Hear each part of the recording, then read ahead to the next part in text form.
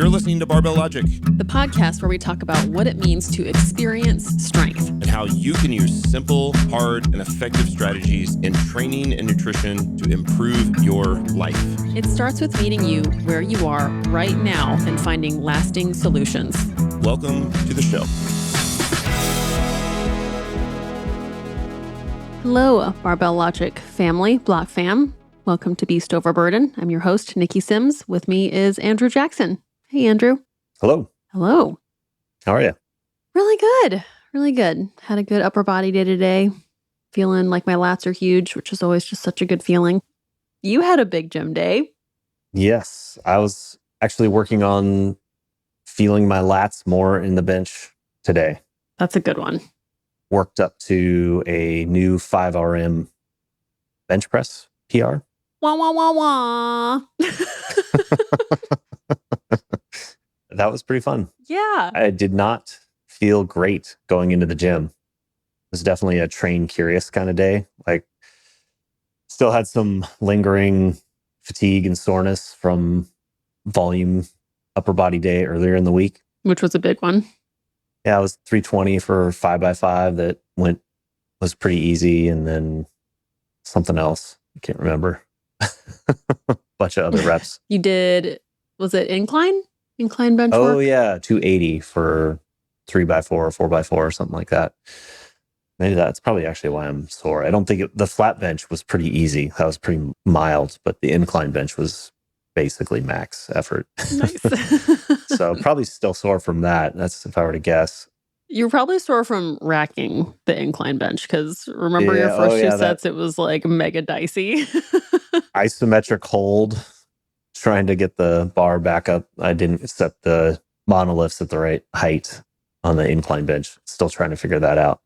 Yep. So yeah, I had to isometrically hold 280 overhead until you could run over and help me get it back in the J cup. That could be a factor.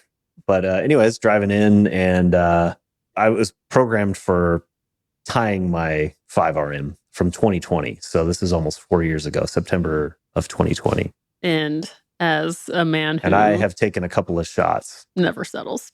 2 out of the last 3 weeks, I've tried for a 5RM and only got 4 reps at 162.5 kilos. And so this week, my coach, Nick Hammer, programmed 5 at 160. I was like, I can't do it. I got to so I added half a kilo to each side and hit a very smooth 5RM. It was very smooth. Yes. Yeah. That's what I call stubborn training. But, a lot of time went into that. Sounds like it was just a really good day. Yeah. Felt pretty good. Awesome. Really good. When I was at the gym today, I ran into a friend who I used to do jujitsu with. My other friend, Richard, if you're listening, it was Jamie. I don't know if Jamie listens to this, but I know you do, Richard. So anyway, he was talking about how he was thinking about how cool it would be to get his squat back up. And then he started immediately comparing himself to some other guy who's lifting like 400 pounds. And I thought that was really interesting to all of a sudden just like create a deficit. And this is something you were just talking about. The phrase you used was limiting beliefs. And that's a really interesting obstacle that we use to hold ourselves back. What were your thoughts around that? We've been working on defining our point of view.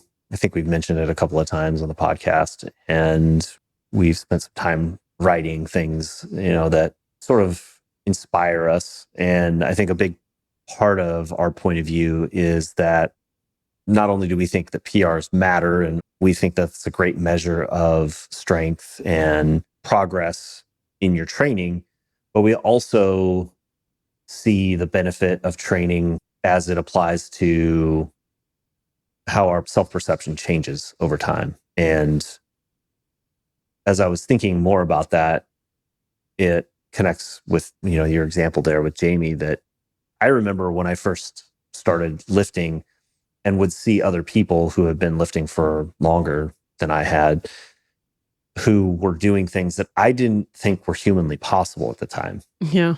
Not just for myself, but I was watching somebody casually warm up with a 330-pound squat, which I had maybe seen a handful of people squat over 300 pounds ever before in my life.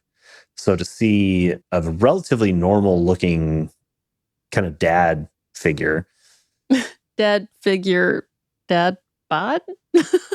Yeah, I mean, he was just not even he wasn't a football player looking kind of person. Right. He was like a computer programmer at Microsoft or something, in Yeah. his probably mid 50s. Yeah, dad bod kind of dude who was just cruising through his warm-ups with 150 kilos and 330 pounds. And at that point in time, I was barely able to do maybe 100 kilos, 220 pounds for 3 sets of 5 or something like that. And so there was this breakdown. It was almost like complete reimagining of what was possible, not just physically, but then that kind of like starts to dissolve all kinds of limiting beliefs, or at least kind of perception about how things work or what your body's capable of. That's really what came up for me when I start thinking about that. The power of seeing yourself do things that you didn't think were not only humanly possible, let alone yourself. And how do you think that's changed what you believe you're capable, or how do you think your perspective has evolved over time when it comes to what you think you're capable of?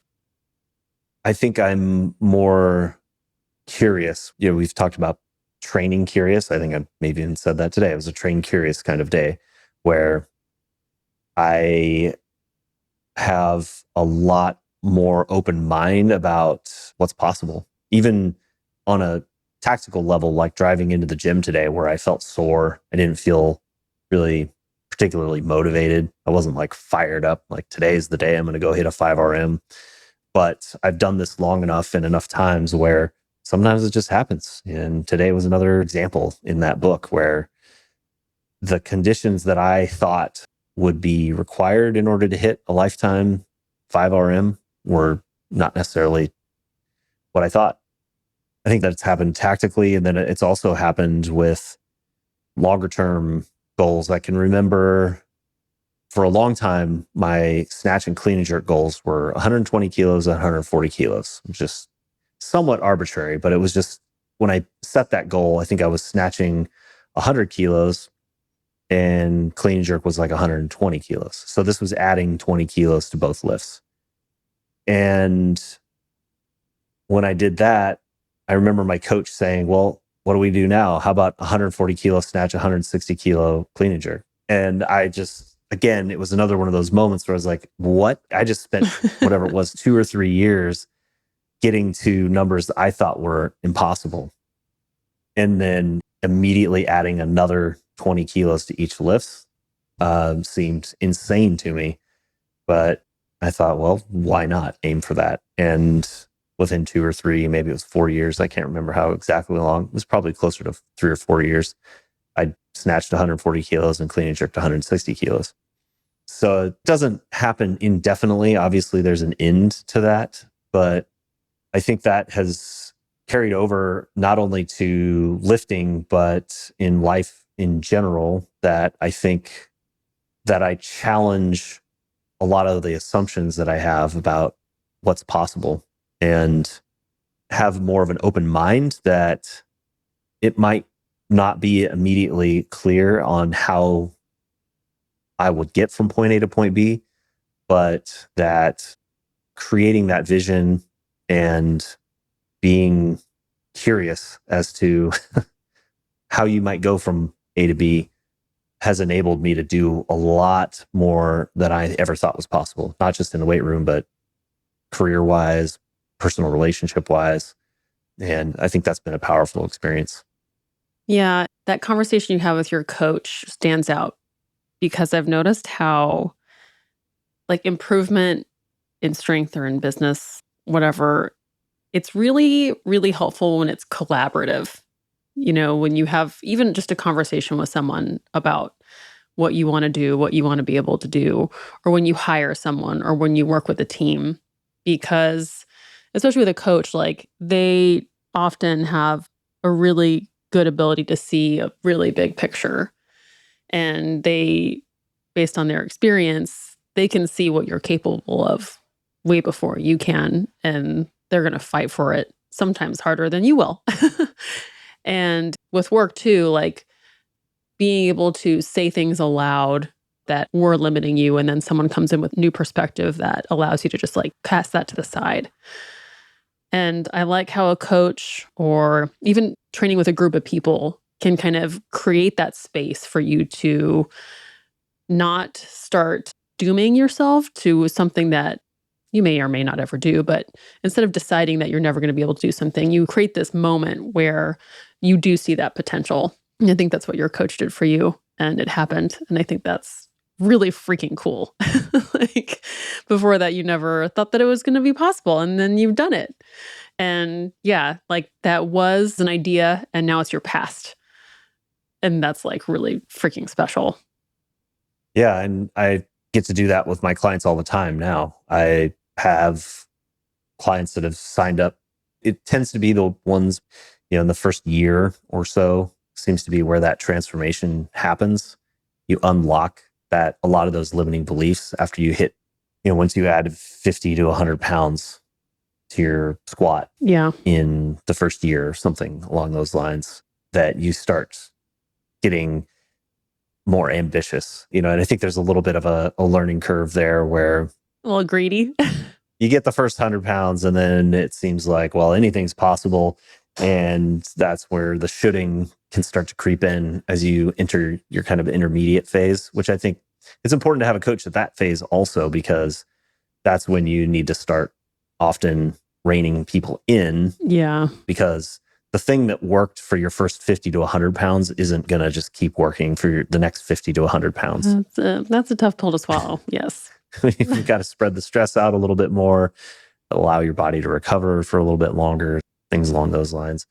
But yeah, I love getting to work with clients. I do find that it can be challenging with somebody remotely because you don't have that peer group, that environment I mentioned when I started out, where I was coming into the gym and I could see other people lifting. Or actually, I think I've mentioned it before on the podcast that I remember the first time I met Matt Reynolds, I saw him casually repping 405 on a fat bar bench. That was another mind-blowing moment for me, because there were very few people at that point that I knew who were squatting 405, and he was casually repping 405. And then I can remember seeing Tom Capitelli repping over 300 pounds in jeans during a lunch break. So those are really powerful, like in-person moments. But when you have a remote client who's training in a commercial gym and the heaviest lift you might see is a 135 pound squat, it's a little bit harder of a sell. Yeah. But that's where I think the power of our coaching model comes in, because we focus on simple, hard, effective movements that challenge the lifter where they are. We meet the lifter where they're at, and we build a client-centered model or a client-centered program that's based on our model of lifting, but it enables them to break down that huge, long-range, limiting belief shattering goal into an incremental minimum effective dose step that's still hard, still challenging. They feel like they accomplished something after that session, and then they come back and add a little bit more weight and, overcome another challenge. So they don't have to get lost or overwhelmed thinking about eating the elephant. They break it up into smaller bites. It's a really good analogy. It's a weird one, but it is a good analogy. That's the old corporate one. Because you see the elephant, you're just like, nope, there's no way I'm going to ever like deadlift 405. Like that would have been something which is like, I'm never going to do that. So why would I even try and deadlift 225? Right. Which is, that would be a self-fulfilling prophecy. And you miss out on the whole journey of everything that you gain from, deadlifting 225 and then 230 and then 235. Yeah, I think most people have no idea what is possible for most people. Yeah. I hesitate. I don't want to throw out numbers, because as soon as I throw out numbers, everybody's going to create an expectation. The pitchforks are coming out that, well, how come I'm not hitting such and such a number. And so I don't want to throw out specific numbers, but I don't think that most people have any concept of what the normal range of strength capabilities are for the average person. Yeah. It's much stronger than what I think most people perceive. Yeah. Even when I was talking to Jamie today, he's like, yeah, and I'm just nowhere near what that guy's squatting. And I was like, it doesn't matter. I was like, I was even like, me or Andrew will coach you because you and I just like, we know we can make your squat more. Like, we know it. Like, we're 100% sure that you will squat more in 2 months than you are squatting today. Right. And like, you can do it. It's just more. That's the other powerful experience, right? That's where I think it's also not about an absolute number, but you think about the multiplier effect. So if somebody's starting out squatting 100 pounds and then you add 100 pounds, it's not just that you added 100 pounds. They are literally 2 times as strong as they were. Yeah, that's nuts. When they started. Yeah. I think that's way more powerful than, okay, yeah, I hit a 5 RM today, but it was 1 kilo, 2.2 pounds heavier than my 5 RM 4 years ago. Like, okay, cool. There's some things to celebrate there. But in terms of the impact on my life, significantly less than the person that 2x'd their squat or 3x'd their deadlift. Yeah, that's huge. That changes your beliefs. Yeah. We did that campaign, I think, in January, where, we made the stance. It was like, our offer was, come work with us for 6 months. And if you don't get like markedly stronger, we'll give you your money back. And I still stand by that. Like, what you will gain in 6 months, you will have to work really hard to undo, actually. And it's worth that 6-month investment. Even if like the changes to your strength look not as significant later on, like you just said, that first 6 months is enough to be life-changing. It's always worth it. I think it's a tough sell because most people by this point in their life, which most of our clients are solidly middle-aged plus or minus 10, 15 years, we'll call it, they've probably tried some kind of fitness program. Yeah. Some sort of template, some sort of diet, some sort of boot camp, or maybe they've done CrossFit, or maybe they've even lifted weights a little bit. Peloton. Yeah, Peloton. But because they're a usually general program that's not specific to that individual's current state or their needs, maybe it's not hard enough. Maybe it's too hard. That happens too. Maybe it's too many exercises. Maybe it's not enough exercises. Each individual is going to need something a little bit different. We use a pretty standardized starting point to evaluate where somebody's at, but it very quickly becomes totally customized to where that individual is and then builds from there. So it can be a tough sell because maybe somebody's done a program for 6 months and got no results. Or maybe they tried some diet and it just feels like they get on and off and crash and burn. And what we do is different. It's solely focused on the individual, their needs and their goals, and kind of enabling them to incrementally, with that minimum effective dose approach, using simple, hard, effective movements, kind of shatter what their current self-image is, or whatever their doubts are, or whatever they think they are or are not capable of, and kind of navigate them through their journey of discovering what they're actually capable of. That's what's really cool about it.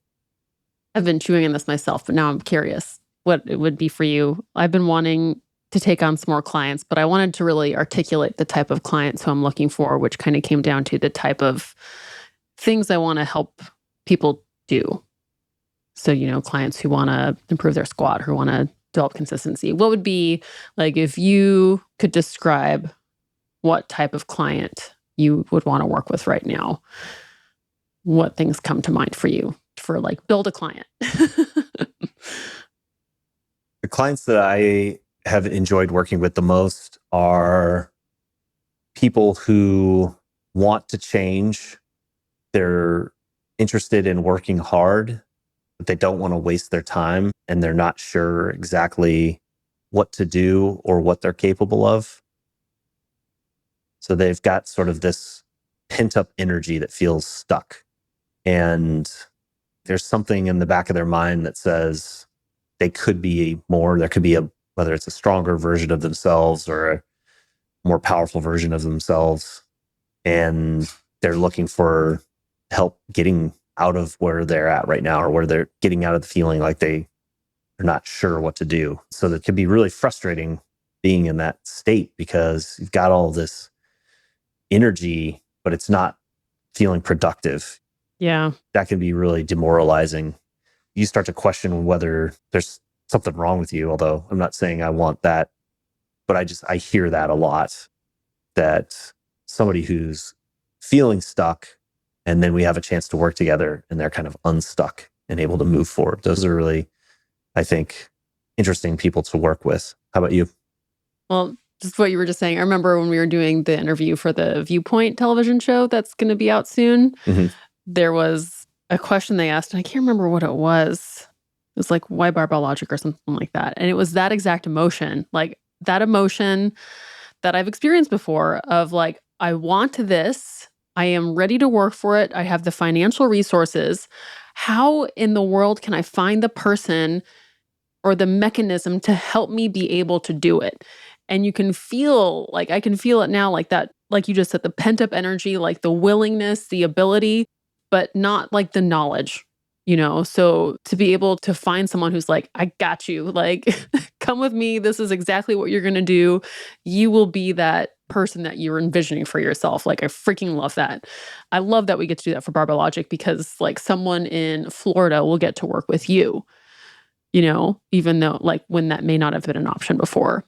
It's like, I know there's someone just sitting at their computer researching like how to squat 405 and, how to build muscle and lose weight. And I'm a professional strength executive or I'm a professional, I need a strength executive. And like, that'd be you, Andrew Jackson. I don't know. I just love that exists. Yeah. I think mine right now is someone who has noticed that they're not consistent in their training. The problem I really like to solve is like, how do we make real training fit into your life? Like for someone who travels, for someone who is busy with a family, or like someone who's just kind of all over the place. I like to find and help someone find like a very consistent training existence, where it's not like on for 3 months, off for 2 months. It's just like, you lift, you are a lifter. Let's build out what that means for you, because that also means I get to help someone build muscle. And like, I just, I want people to know that they can put more muscle on their skeleton, and it's a long journey. And so I want to like work with someone on what that actually feels like to work hard enough to build muscle, and then to live in that state where just having muscle is something that you do. And it's like the life that you get to lead as someone who has a lot of muscle in their skeleton. And I think that's a really fun journey. So yeah, wanting to find someone who wants to learn how to lift consistently, no matter what the rest of their life is throwing at them, and like to build muscle. Like, let's put muscle onto your skeleton. I want you to look and act like someone who lifts. I've had a couple of clients. I don't know if it's because strength is becoming more of a mainstream priority, or muscle mass is becoming more in the conversation in health and medicine and big time fitness, and not from a bodybuilder or like beach body kind of perspective. Yeah, it's not like a men's health fitness kind of thing. It's not like abs in 5 days. It's no. It's like savings. Yes. I've had multiple clients now in the last year sign up saying, I want to learn how to train into my 80s, or I want to learn how to build muscles so that I can be strong and play with my kids, my grandkids, in 30 or 40 years. So they're people who are not looking to just come and add 100 pounds to their squat. Yeah, they see that and recognize that as a metric. And they probably will. And they do. And they get excited about PRs and stuff. But I've noticed that I'm getting more people who are interested, even when that stops, or when they hit a different season in their life, that they see part of the value of what I'm doing for them is helping them. Okay, we've done that. You've helped me do the initial 200, 300 pounds. Now I'm also interested in getting value from how I go through having my third kid, or training while I move, or training while I'm traveling, like you said. And those are all sort of different skill sets from the bat belt of coaching that I think we've developed over the years, having done this for so long. But certainly I think the remote coaching service and a huge value of it, we wouldn't have been able to learn if we were only in gyms, because a lot of those situations, those were clients that just left. Like, you never had to deal with the client that couldn't come to the gym and work with you because they were traveling 6 months out of the year. They just wouldn't continue the service. So a lot of this is all, I think, specialized knowledge and experience that we've developed from having done that now through COVID and 7 years of coaching online. Yeah. A whole nother value proposition, I think. Yeah, people want to lift for the long haul, and we want to coach for the long haul. And we have to figure out how to make both work. Yeah. I mean, we've done a couple of different podcasts on, specific examples of that, but it's really cool that people want that. Yeah. Explicitly. It's become really loud lately. Almost never am I getting clients signing up saying, I want to go compete in a powerlifting meet by November. It's, I want to learn how to keep training so that I can build muscle, or in 10 years. Yeah. Or just incorporate strength training into my life through all the ups and downs. Yeah.